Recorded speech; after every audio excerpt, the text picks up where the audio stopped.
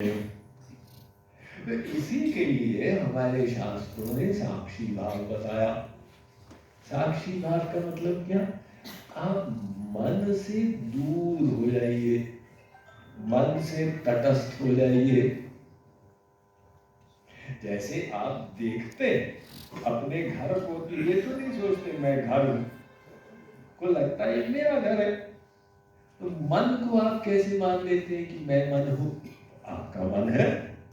अब मन एक छोटे बच्चे के जैसा, उसने गड़बड़ विचार उत्पन्न किया, आप उसको क्यों अपनाते हैं?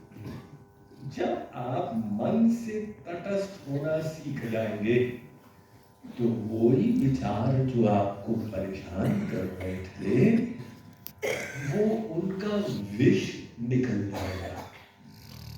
वो विचार अब आपको परेशान नहीं करेंगे। जैसे आकाश में पक्षी उड़ते रहते, एक आया दूसरा आया, ऐसे विचार आए चले गए। या जैसे आप जू में जाते तो वहां पर तमाम हिंसक प्राणी है, किंतु वो पिंजरे में, और अगर उनको निकाल दिया जाए तो इतना परेशान करेंगे। तो ऐसे ही हमारे विचार हमको इसलिए परेशान कर रहे हैं क्योंकि हम मन को मैं मान लिए। साक्षी भाव कहता है कि तुम मन से तटस्थ होना सीखो, साक्षी बन जाओ मन के भी। ये हुआ स्टेप 1। स्टेप 2, वो विचार के पीछे एक गलत मान्यता। हमारे अंदर जो नेगेटिव विचार आते हैं उसका मूल कारण समझो। अब मान लो कोई कहता है मैं तो कभी इंटरव्यू में पास होऊंगा ही नहीं, उसको ऐसा लग रहा है मेरा सामर्थ्य ही नहीं है इंटरव्यू में पास होने का। तो ये विचार जो जिसने उसको ग्रसित कर लिया है, इसके पीछे है गलत मान्यता। वो 1-2 इंटरव्यू के लिए गया और 2 इंटरव्यू में वो फेल हो गया। अब फेल हो गया कोई बड़ी बात नहीं है, 10 के लिए जाते तो पास भी हो जाते। लेकिन 2 के आधार पर उसने एक बिलीफ बना ली, मान्यता बना ली कि मैं तो इंटरव्यू में पास हो ही नहीं सकता। और वो मान्यता ने उसको जीवन भर के लिए सीमित कर दिया।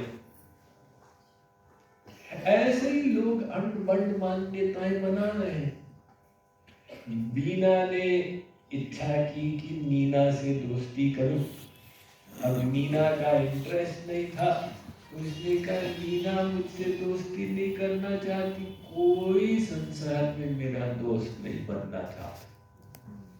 अरे भाई, मीना ने रिजेक्ट कर दिया तो रीना, लीना, सीना, टीना किसी से तो करते। तुमने एक गलत मान्यता बना ली। ऐसे ही एक विद्यार्थी कहता कि मुझे तो A+ ग्रेड मिलना चाहिए, A+ नहीं मिला, मैं तो फेल हो गया।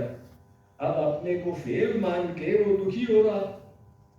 तो आप लोग नोट करेंगे कि हर बार हमारे गलत विचारों के पीछे गलत मान्यता है।